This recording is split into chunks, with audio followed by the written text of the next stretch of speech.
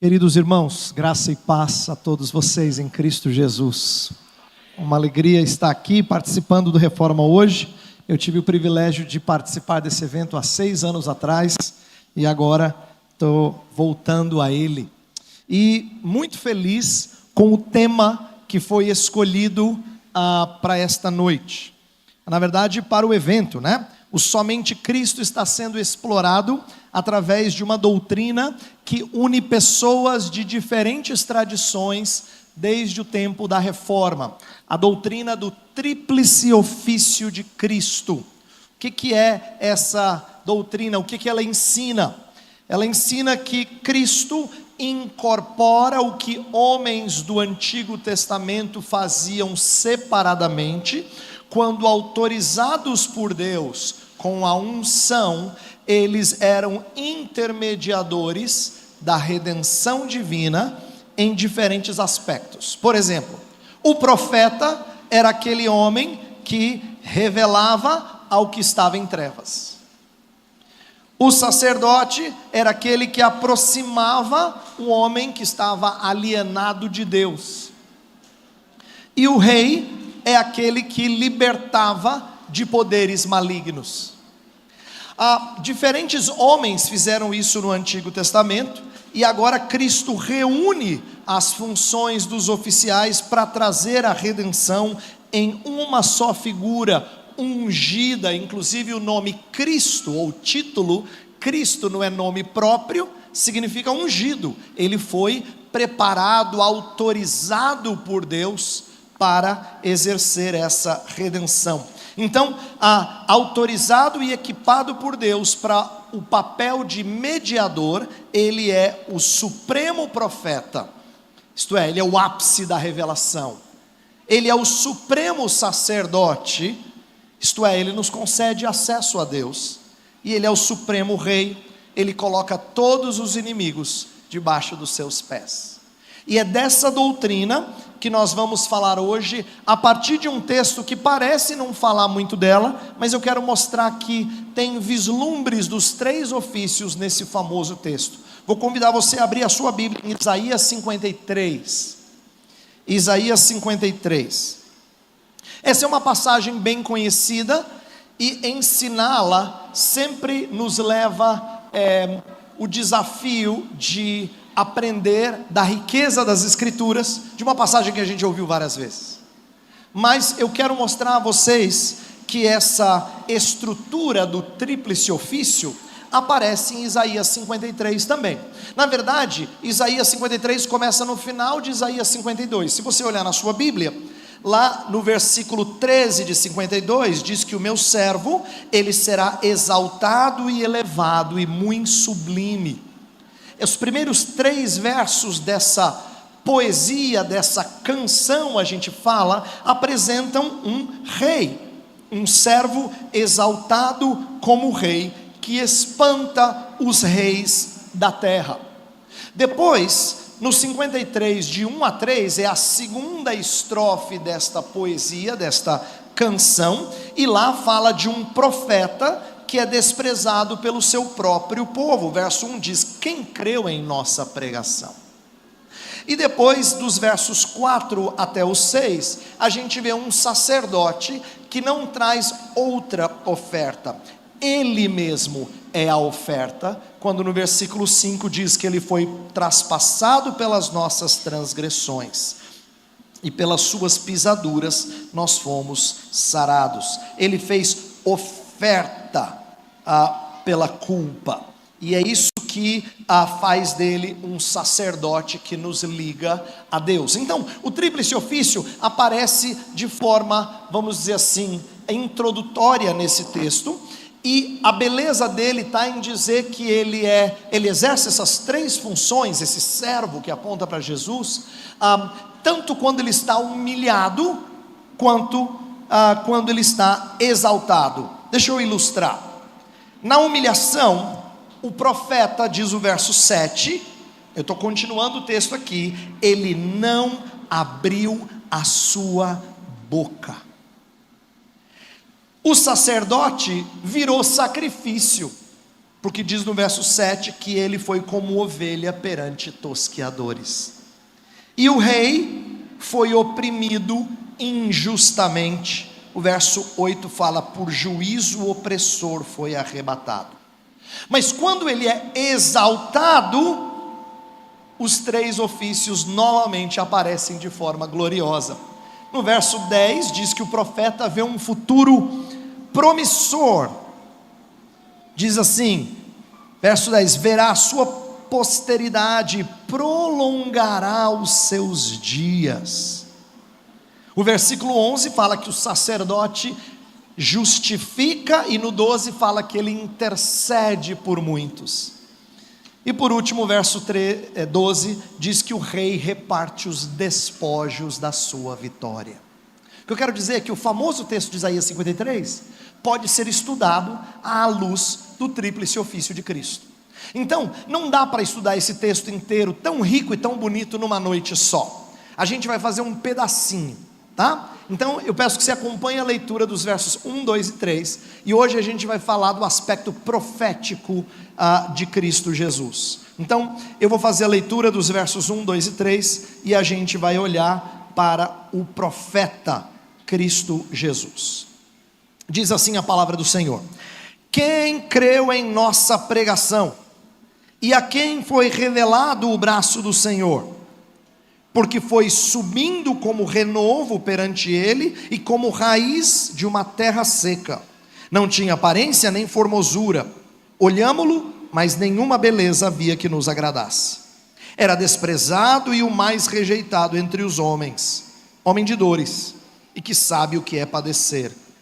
E como um de quem os homens escondem o rosto, era desprezado, e dele não fizemos caso. Até aqui a palavra de Deus.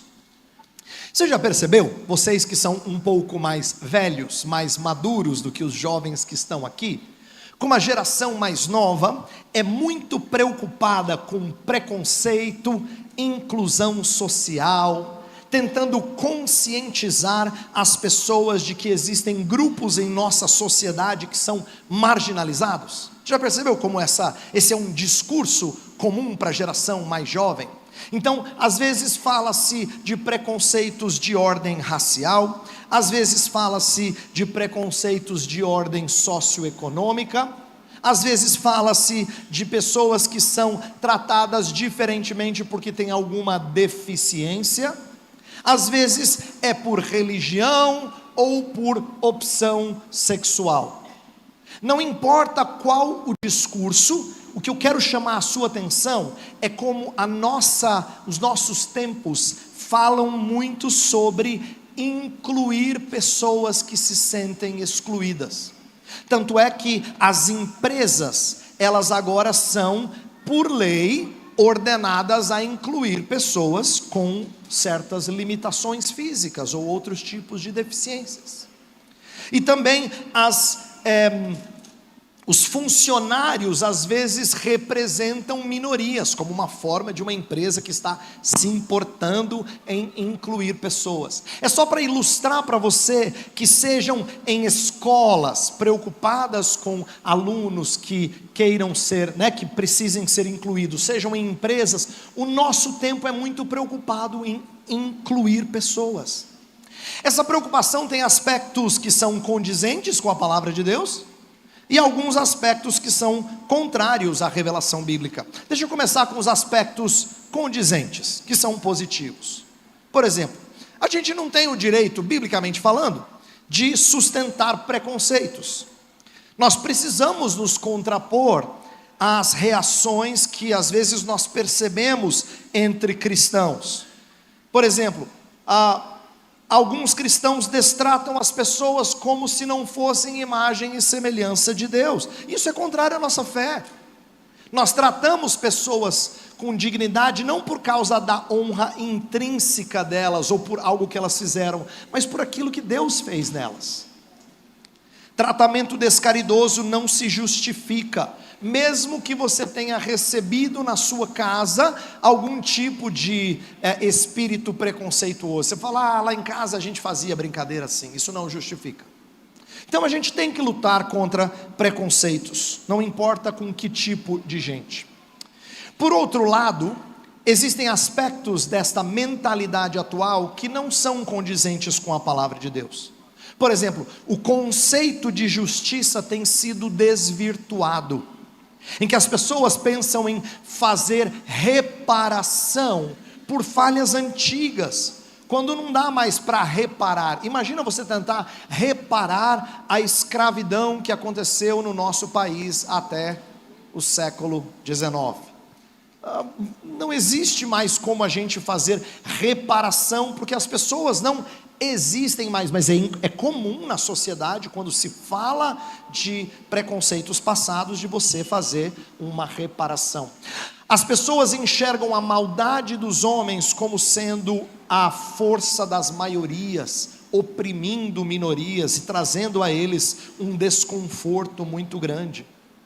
Então, por exemplo, na nossa sociedade, a grande maioria dos brasileiros não é contra igualdade de acesso a oportunidades e direitos. Afinal de contas, a gente quer que cada um floresça segundo as suas habilidades, os dons que Deus deu. Mas existe no nosso meio uma luta por muito mais paridade, em que as pessoas tenham as mesmas coisas. É por isso que você ouve alguns falando sobre presença nas universidades a despeito do mérito daquele aluno. A gente chama isso de cota, não é? O que é isso? É conceder espaço a pessoas que não ganharam esse espaço. Ou quando nossa sociedade fala de igualdade de resultados, terra para todos, reforma agrária.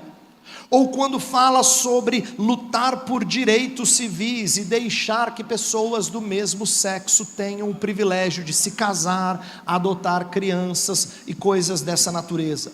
Por que eu estou citando esses exemplos? É para mostrar a você que tudo isso tem algo por trás, que é a mentalidade de que nós somos excluídos da sociedade e precisamos ser incluídos nela. Só que esse anseio é tão forte que por vezes até a revolução é justificada.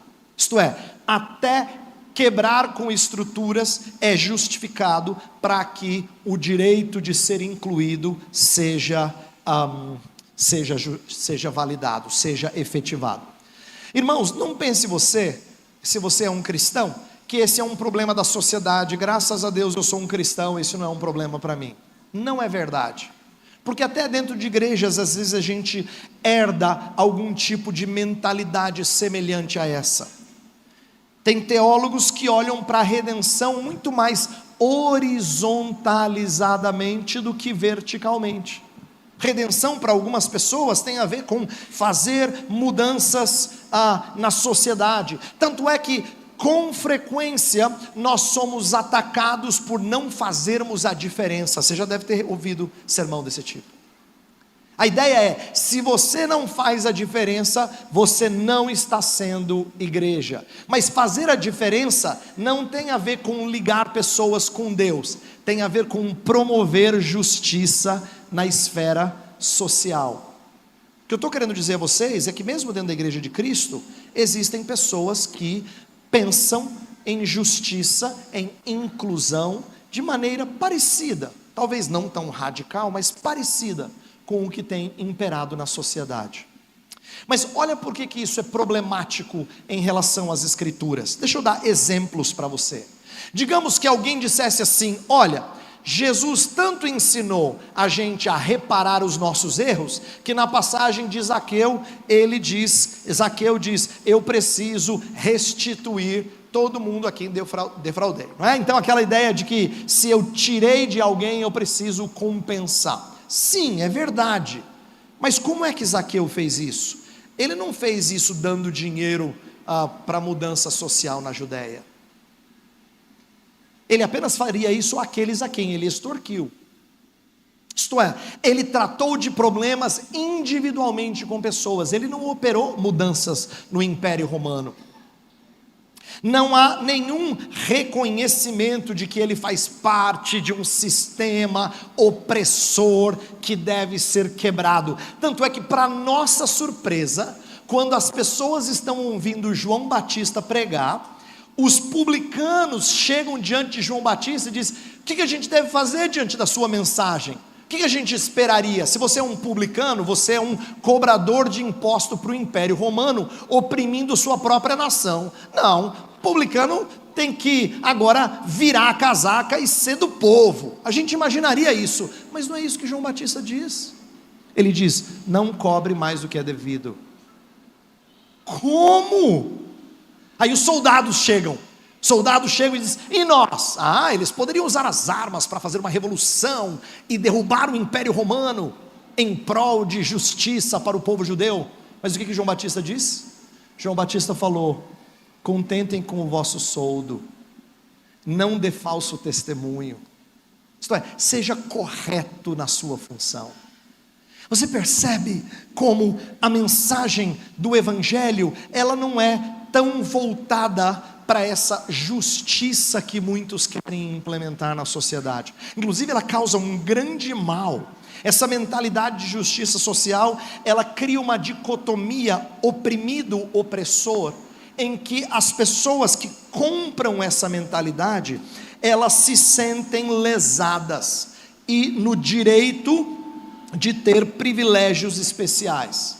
Quando você compra isso fomenta uma soberba de quem tem direitos, enquanto você tem deveres. Não há graça ou misericórdia quando eu sou convencido de que eu fui lesado e eu tenho direitos. Só existe anseio por justiça, que demande que o outro perca para que eu ganhe algo. Queridos, o que eu quero mostrar é que isso é comum no nosso meio. Por que você acha que histórias como a de Robin Hood são interessantes no passado e no presente? Porque a gente sempre acha bonito tirar do rico, mesmo ilicitamente, e dar para o pobre. É bonito, parece certo, mesmo que seja ladrão. Percebe? Como a nossa moral é desvirtuada. No nosso contexto brasileiro, não é incomum um empregado ser treinado a colocar o seu empregador na justiça. Por quê? Porque ele sempre é o oprimido, e o empregador é o seu opressor.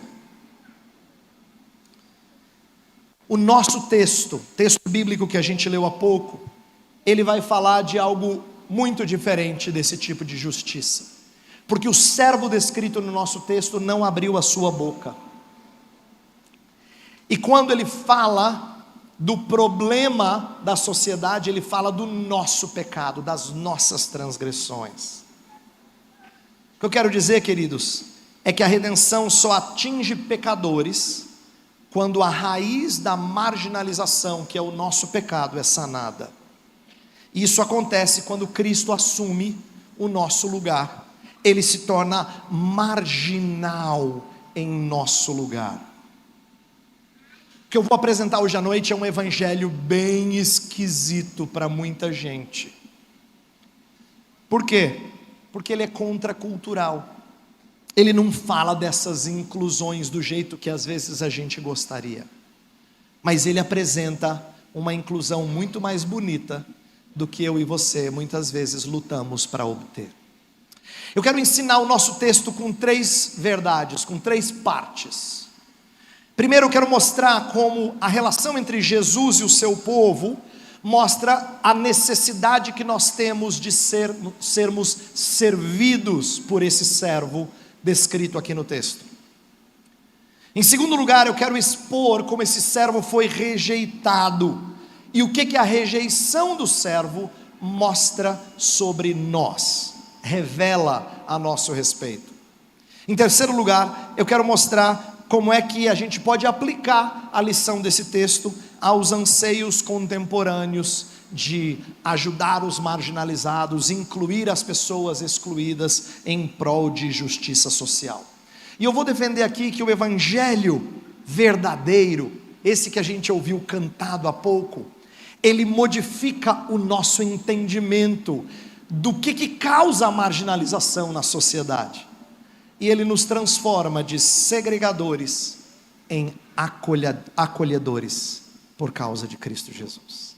Então, deixa eu começar explorando a primeira parte, que é a necessidade de nós sermos servidos. Antes de explorar o texto em toda a sua riqueza, eu vou começar lembrando a você que o texto que eu li, o trechinho que eu li, começa com duas perguntas retóricas. Versículo 1 diz assim: quem creu em nossa pregação? E a quem foi revelado o braço do Senhor? Pergunta retórica é aquela que não precisa de resposta. A resposta é óbvia. Qual é a resposta? Ninguém creu na pregação e ninguém reconheceu o braço do Senhor. A ideia é que o servo pregou a verdade, o servo fez grandes coisas e ainda assim ele não foi ouvido. Esse texto, esse verso é citado lá em João capítulo 12, em que é dito que, embora Jesus tenha feito muitos sinais na presença do povo, não creram nele. Aí no verso 38 de João 12 diz: para se cumprir a palavra do profeta Isaías, que diz: Senhor, quem creu em nossa pregação e a quem foi revelado o braço do Senhor? Isto é, mesmo Jesus fazendo milagres, pessoas não creram nele.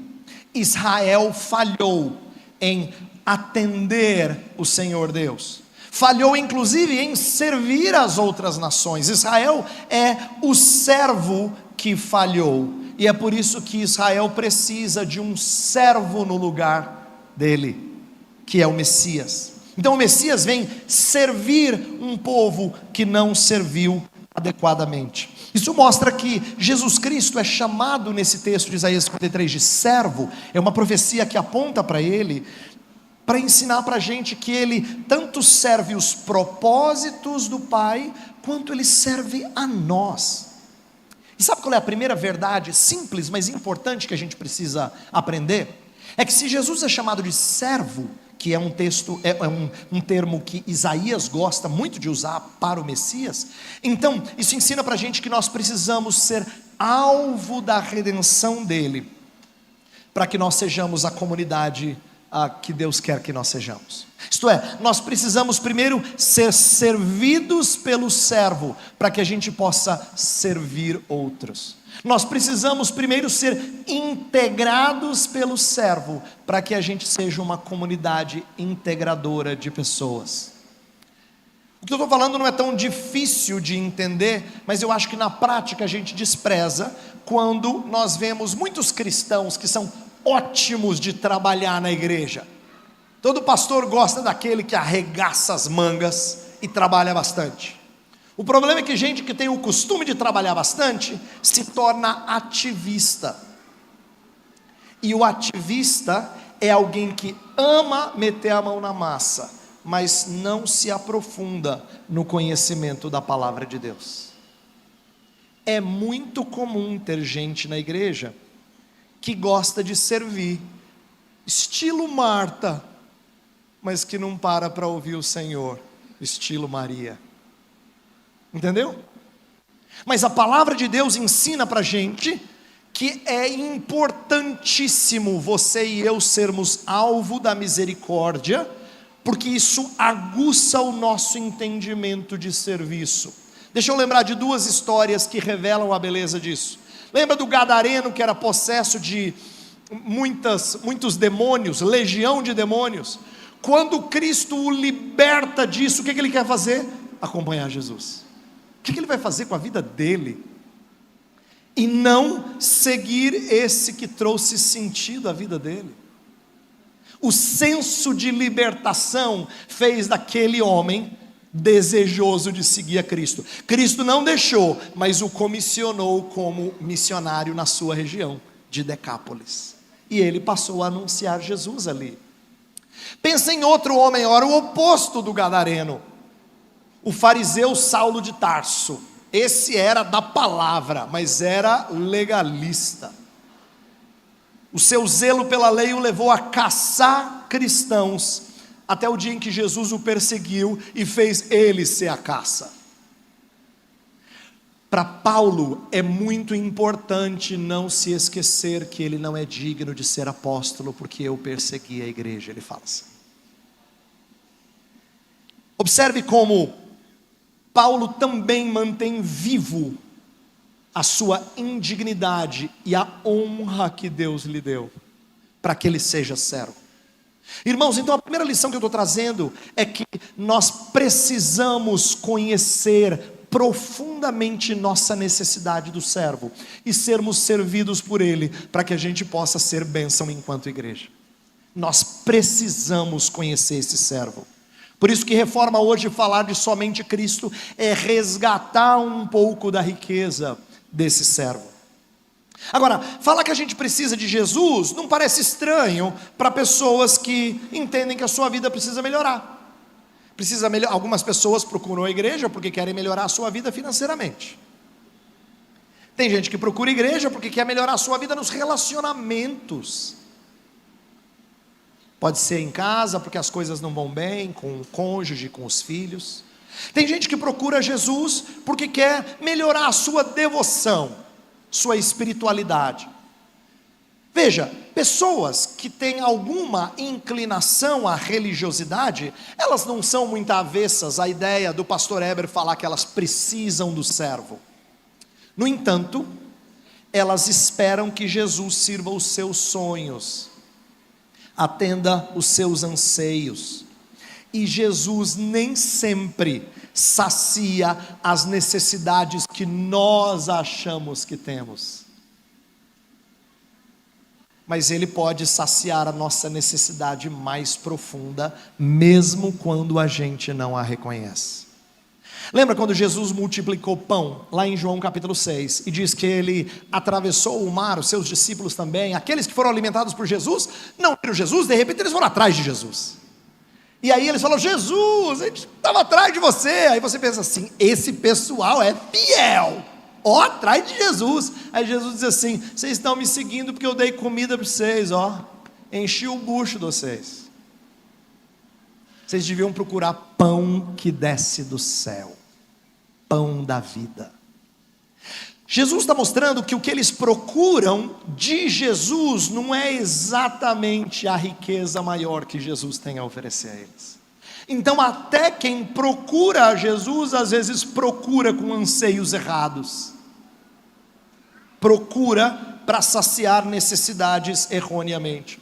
E como Jesus é um profeta sem honra na sua própria terra, Ele não foi rejeitado tanto pelos seus milagres, mas sim pela sua mensagem. O que eu quero dizer é que as pessoas até gostavam de ser alimentadas por Jesus, mas elas não gostavam quando Ele falava assim: vocês têm que comer da minha carne e beber do meu sangue. No final dessa passagem que eu citei, João 6, os discípulos disseram assim: duro é este discurso, quem o poderá ouvir? E aí depois que Jesus intensifica a sua mensagem dura, diz o texto: e alguns dos seus discípulos já não andavam mais com ele. Aí é quando Jesus se volta para os 12 e diz: vocês também? Perceba, a mensagem de salvação era escandalosa aos contemporâneos de Jesus. Por quê? Porque Jesus Cristo tinha sido forjado segundo os interesses deles. E não é diferente hoje em dia, queridos. Nós precisamos conhecer o nosso Cristo conforme Ele se nos apresenta, não segundo as nossas aspirações. Sabe, é muito falacioso mencionar Jesus sem explicar o que Ele fez, porque Jesus é bonito até para descrente. Daqui a pouco é Natal, você vai ouvir história e mais história bonitinha de gente descrente falando do menino Jesus. Porque Jesus, sem definir exatamente a sua mensagem, as pessoas acham bonitinho, até que a sua mensagem escandalize, seja pedra de tropeço. Por isso, nós precisamos conhecer a Jesus, e isso é pré-requisito para sermos servidos por Ele, e só então nos tornarmos servos. Essa é a primeira verdade que eu quero destacar aqui, que prepara a gente para entender melhor o texto. Agora, nessa segunda parte, eu quero olhar para o texto propriamente dito, os versos 1, 2 e 3, para mostrar a rejeição do servo. Então, se num primeiro momento eu falei que nós precisamos do servo, agora eu vou mostrar que nós rejeitamos o servo. Olha lá, verso 1 começa: quem creu em nossa pregação e a quem foi revelado o braço do Senhor. Esse quem na primeira pessoa do plural, nossa pregação, é motivo de debate. As pessoas, os estudiosos dizem: será que o texto está falando do povo que está ouvindo ou do profeta que está proferindo algo?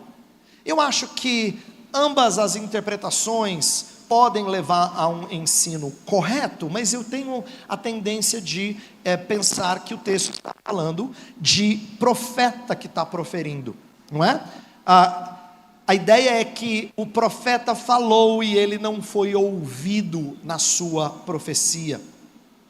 Essa passagem é citada não só em João capítulo 12, como eu me referi agora há pouco, mas em Romanos capítulo 10, em que Paulo está falando assim: como crerão se não há quem pregue? E aí depois ele fala que algumas pessoas não creram na nossa pregação. Então o texto de Romanos 10 é um texto que fala de pregação, mas destaca a incredulidade de pessoas mesmo diante da pregação. Isso revela quão endurecido é o coração dos homens para ouvir solos Cristo, somente a Cristo. Veja só, o nosso texto vai dizer que nós não vimos nele nenhuma beleza. Olha o versículo 2, fala, no meio do verso 2 diz: não tinha aparência nem formosura, olhámo-lo, mas nenhuma beleza havia que nos agradasse. Ora, pensa comigo, se você contempla a Cristo e não vê beleza nele, o seu coração está completamente desvirtuado quanto ao senso de beleza. Mas tem mais. O verso 3 diz assim: era desprezado e o mais rejeitado entre os homens. Isso mostra como as pessoas contemporâneas de Jesus, elas não querem a sua presença. Ele é avaliado como alguém que não é digno. Olha como a coisa se intensifica no final do verso 3, quando diz assim: como um de quem os homens escondem o rosto, era desprezado e dele não fizemos caso. Irmãos, essas colocações revelam como o nosso coração é petrificado. Como é que é possível olhar para o Rei da Glória, para o supremo profeta, e não ver beleza, desprezá-lo e não fazer caso dele? Mas ainda que pareça surpreendente, isso aconteceu nos dias de Jesus. Eu acho que às vezes a gente perde isso de vista. Para você que ama Jesus Cristo, parece assim que sempre quando ele falava, as pessoas ouviam e babavam assim: eu ouviria por horas. Mas os evangelhos narram que tem gente que maquinava enquanto ele pregava, que tinha gente que o odiava a ponto de planejar a sua morte, mesmo antes dele ir para o Gólgota. As pessoas tinham ódio dele. Ele curava no sábado e ao invés deles glorificarem o Senhor, diziam: quebrou a lei. Às vezes então a gente perde de vista que Jesus Cristo se apresentou de uma forma que não encantou muita gente. Isso não é verdade só dos dias de Jesus, continua sendo verdade hoje. Você fala desse Cristo como sendo o amor do seu coração, o amor da sua alma, e as pessoas ouvem como se fosse a coisa mais desprezível. Falar em desprezível, esse servo é descrito no verso 2 como um broto que surge numa árvore, mas ele é indesejado. Dá uma olhada no início do verso 2. Porque foi subindo como renovo perante ele, como uma raiz de uma terra seca. Essa ilustração, ela pode ser mal entendida, porque renovo, em algumas partes do Antigo Testamento, tem a ver com nova vida brotando, mas aqui não é positivo. A ideia é de um renovo que numa região árida, ele tira nutrientes do caule principal. Então o que você faz? Você arranca o renovo. É como a raiz em terra seca. Se ela rompe o solo seco, ela vai ser ressecada pelo sol. Então a analogia que o profeta está utilizando não é de esperança, é de alguém que não é validado. É como um brotinho que surgiu que não vai dar em nada, você arranca. É como uma plantinha que brotou em terra seca, mas não vai vingar, então você tira fora. É isso.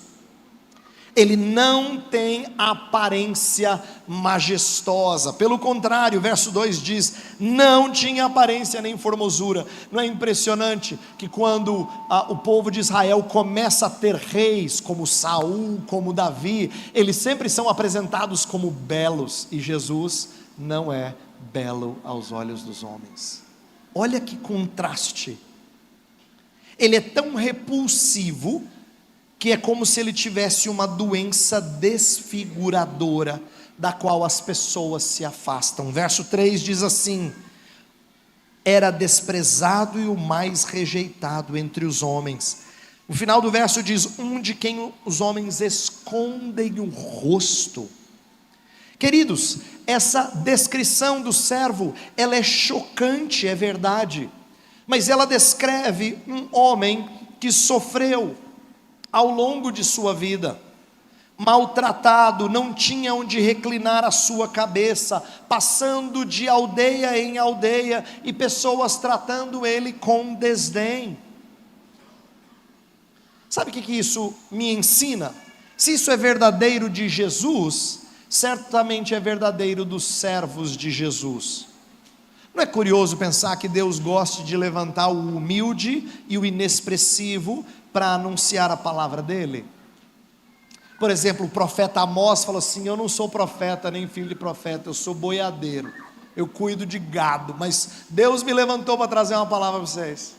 A ideia é, eu nem sou a pessoa mais adequada, mas estou aqui. Deus fez algo surpreendente com 4 leprosos em Israel. Essa história está em 2 Reis 7. Diz que Deus fez algo extraordinário no arraial do exército inimigo. Os leprosos chegaram lá e viram um monte de comida, falaram: vamos fazer a festa. Mas bateu aquele senso de dever, de voltar para a cidade de Israel, para Samaria, que estava passando fome, e dizer: Deus proveu muita comida no arraial do inimigo. Olha quem é que anunciou boa nova para Israel? 4 leprosos. Deus gosta de escolher uns pé rapado, gente desprezível, para falar a palavra dele. E esse servo é assim. A mensagem dele é rejeitada como se fosse proferida por alguém repulsivo. Sabe, esse não é um problema só dos dias de Jesus, como eu estou falando aqui, é um problema ainda hoje. Continua sendo um problema até entre aqueles que são chamados povo de Deus. Por exemplo, presta atenção em como nós somos pessoas cativadas pela forma, mais do que pelo conteúdo. A gente fala assim: as crianças não conseguem prestar muita atenção. Não é verdade, elas prestam atenção naquilo que é cativante para elas. Então o que você faz para fazer as crianças prestarem atenção? Você dá um trato na forma. Mas a gente cresce e o problema não vai embora. Adulto também gosta de oratória e sabedoria. Mais do que ouvir a verdade, a gente gosta de ouvir alguém que fala bem. Ele pode falar umas besteirinhas, mas se ele falou bem, você fala: que bênção. Olha só como nós somos cativados muito mais pela pompa do profeta do que pela mensagem do profeta. Isso acontece até entre crentes. Isso aqui é triste. Esse profeta é rejeitado não por outras nações, é rejeitado pelo seu próprio povo, que supostamente eram servos de Yahvé, eram servos do Deus vivo. mas que não se curvaram. Jesus é ainda descrito aqui, o servo é descrito como homem de dores, que sabe o que é padecer. Isso que mostra que ele sofreu não só no Calvário, sabe? O Calvário certamente foi o ápice do seu sofrimento, mas ele já nasceu de maneira indigna. O Rei da Glória teve que vir a este mundo no meio de animais. Você não gostaria que nem o seu empregado passasse por isso? Que dirá o Rei dos Reis? Você acha que isso não é digno para nenhuma pessoa que você gosta, ama? E no entanto o Rei dos Reis nasceu num estábulo, teve como bercinho lugar onde o gado come. Ele viveu como um homem pobre que não tinha onde reclinar a sua cabeça, não teve a companhia de amigos quando precisava do apoio deles, eles o abandonaram. Meu ponto é mostrar que esse servo, ele é rejeitado até pelos que são próximos dele. Queridos, eu estou enfatizando isso para você entender que a mensagem de hoje não é assim para aquelas pessoas que estão lá fora, que não vieram para o Reforma hoje, que desprezam Jesus. É para mostrar que até aqueles que supostamente amam a Jesus, em certos momentos que a mensagem dele não nos agrada, ele nos desaponta, ou a gente se distancia dele por causa de medo, que foi o caso dos discípulos. Veio para os que eram seus, mas os seus não o receberam. Assim como no Antigo Testamento Israel foi incrédulo diante de profetas que trouxeram a verdade de Deus, quando Jesus Cristo veio a este mundo, os homens amaram mais as trevas do que a luz. Cristo foi rejeitado por causa das suas origens. Lembra o que disseram dele? Pode alguma coisa boa vir de Nazaré? Cristo foi rejeitado porque ele participava de festa, era chamado de beberrão. Ele era rejeitado por curar no sábado. Aí ele diz: João não participou de festa, vocês desprezaram eles. Eu participo de festa, vocês desprezam a mim, vocês desprezam qualquer profeta. Por isso que Isaías diz que ele era homem que sabe o que é padecer. Ao longo de toda a sua vida, ele experimentou o sofrimento. Sim, foi marginalizado. Queridos, por que eu estou descrevendo isso tudo? É porque eu quero que agora vocês entendam onde eu quero chegar. O que esse texto revela acerca dos que são atingidos por Jesus? Se o servo foi marginalizado, desprezado, quem é que o marginalizou? No texto, nós somos os marginalizadores. Nós somos os que excluem. Nós somos preconceituosos para com pessoas que não seguem os mesmos parâmetros que nós. Nós criticamos aqueles que não se parecem conosco. Você já percebeu como seus amigos são muito parecidos com você? Sabe por quê? Você procura gente que você gosta de estar junto dele ou dela. O que eu estou mostrando para você? É que por natureza o nosso coração pecador tende a excluir pessoas e incluir aqueles que seguem os nossos padrões. Nós somos gente marginalizadora. Mas cristão não deveria ser. Os cristãos, mais do que qualquer outro ser humano, não deveriam repetir esse pecado. Afinal de contas, nós somos alvo da misericórdia de Deus. Nós deveríamos então anular todo tipo de diferença, a fim de que o evangelho prospere. Paulo falou assim: me fiz judeu para com o judeu, me fiz gentil para com os gentios, a fim de ganhar o maior número possível. Quer dizer, ele não ficou com um grupo com quem ele se dava melhor. Ele se adaptou às pessoas, porque o desejo dele é que elas fossem incluídas na comunidade da fé.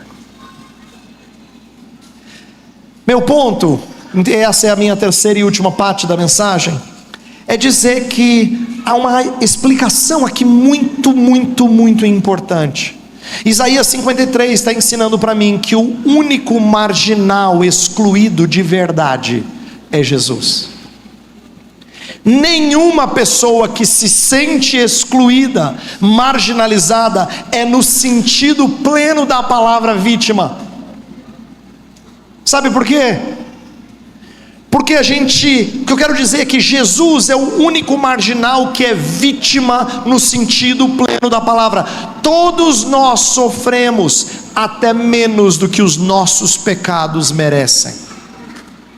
Eu não estou dizendo que a gente não sofra injustiças, eu sei que a gente sofre. Eu sei que nós somos alvo muitas vezes de calúnias ou de tratamentos descaridosos. O que eu estou querendo dizer é que até quando você é injustiçado, você sofre menos do que você deveria. Porque por ser pecador, eu e você somos marginalizadores. Sabe por que isso é importante? Porque ao invés de buscarmos os direitos de sermos incluídos, nós somos os que excluíam, que agora foram incluídos por um Cristo servo. Então agora o evangelho que a gente prega é diferente. Nós somos os miseráveis alcançados pelo Deus misericordioso. Então, quando a gente fala de gente excluída na sociedade, o que eu quero que você entenda é que nós não falamos para elas que elas precisam se encaixar e serem tratadas com honra e dignidade. Elas são pecadoras indignas, elas não têm muitos direitos, mas elas precisam ser alcançadas por um marginal que sofreu em nosso lugar. Nosso pecado não permite que nós consigamos fazer esse Brasil do jeito que a gente sonha. Se você é um sonhador, já estou jogando água fria no seu sonho hoje. Os nossos pecados impedem de fazer essa sociedade aquela que a gente gostaria que fosse. Ela sempre vai ser manchada por brasileiros marginalizadores. E eu não estou falando só de um grupo, eu estou falando de todos nós.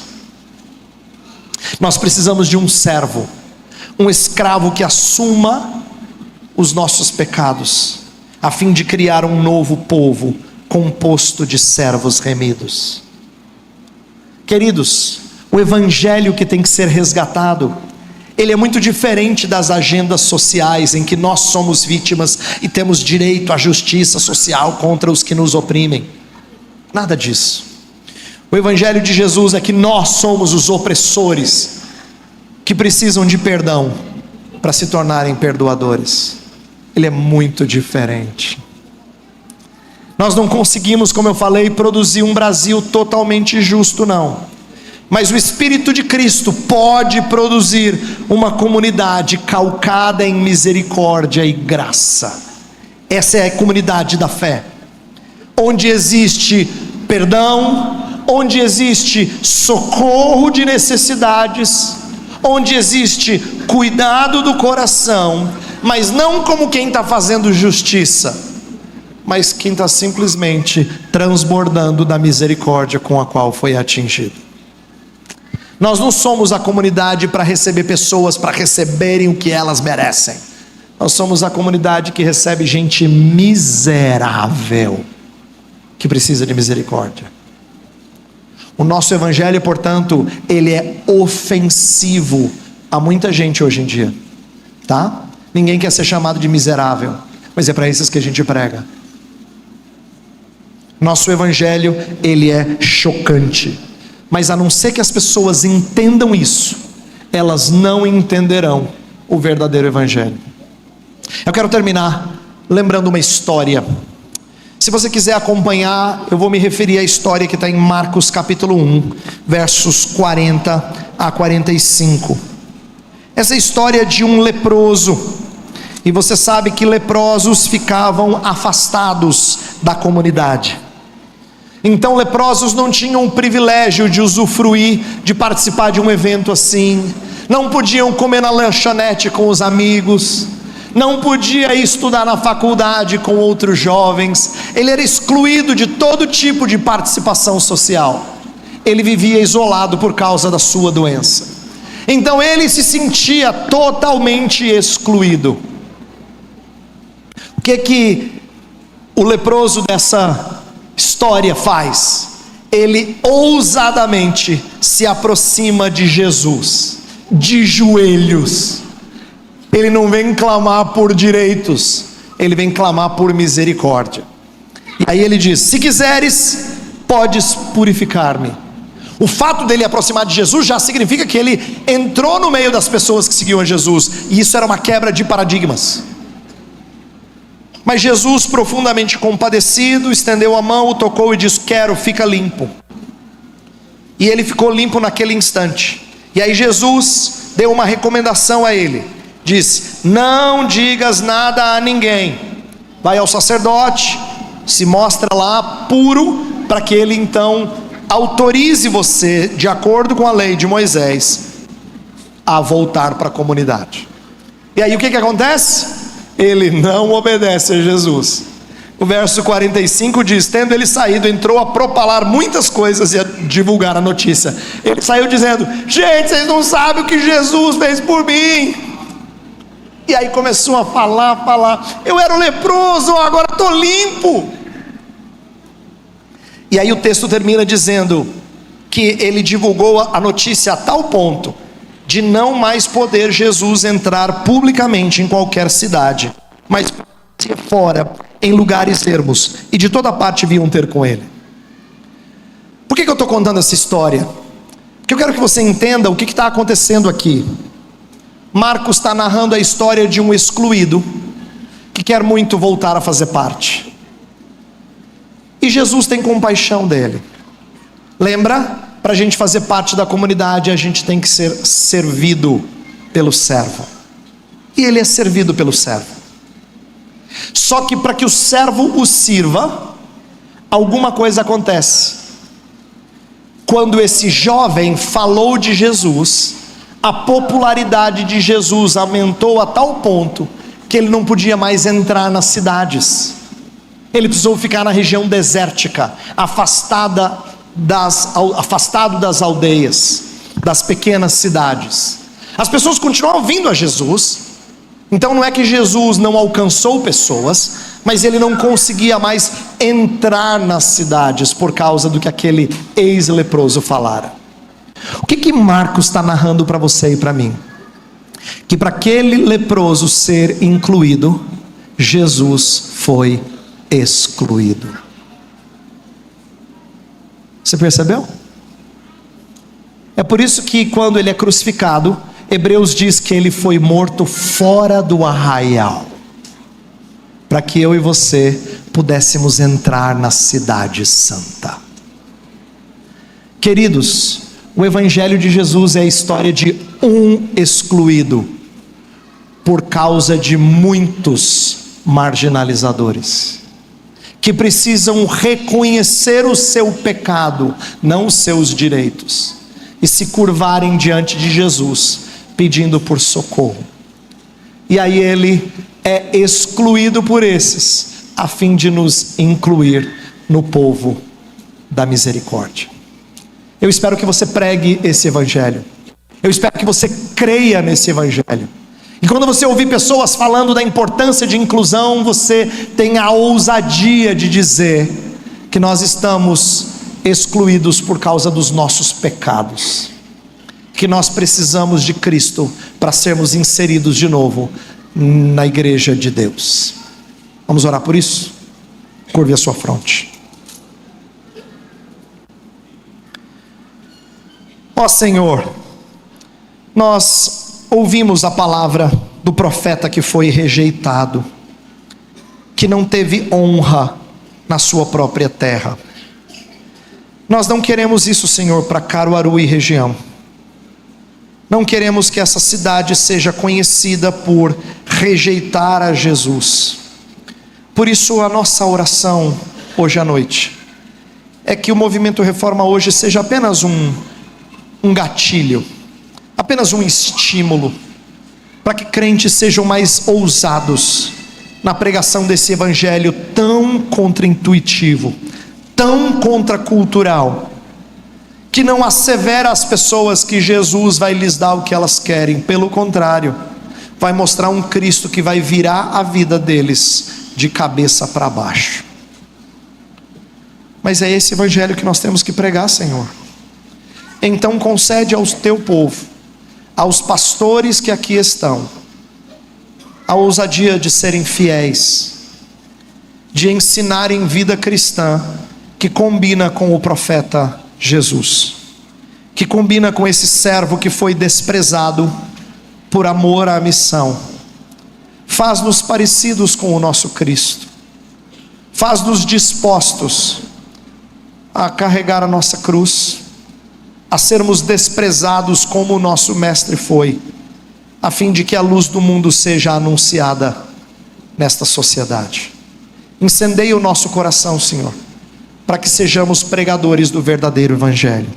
Nós oramos em nome de Cristo. Amém.